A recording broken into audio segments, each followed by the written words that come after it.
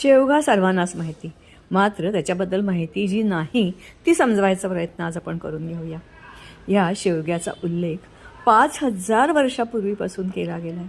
केवळ भारताच्या पुराणात किंवा आयुर्वेदातच नव्हे तर असंख्य देशांच्या असंख्य इतिहासात याच्यावर आधारित लोकगीतं आणि लोककथा आजही प्रसिद्ध. भूताक येताना दूर ठरवणारं, सकारात्मक ऊर्जा निर्माण करणारं आणि याच्या सहवासात यक्ष आपल्याशी संवाद साधतात असं म्हटलं जातं.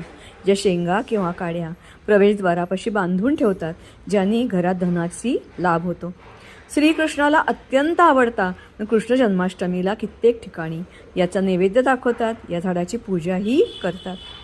पाना फुलांचा आणि शेंगांचा वापर जसे ताजी असताना होतो तसंच वाळवून ठेवल्यावर सुद्धा होतो. याच्यापासून अत्यंत सुगंधी असं तेल निघतं आणि पूर्वीच्या काळी राजे राजवाड्यांच्या सौंदर्य प्रसाधनात याचा वापर व्हायचा.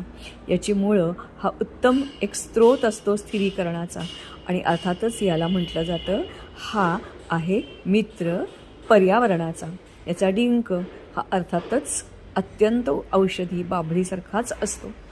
याचबरोबर रात्रीच्या वेळी अशा विविध कीटकांची मैफल इथे जमते आणि यावेळेला यक्ष इथे उतरतात असं म्हणतात. तर काही भागामध्ये मात्र चक्क भूतांचा वावर इथे असतो असं म्हटलं जातं. म्हणून त्याचा वापरही करा आणि लागवडही करा.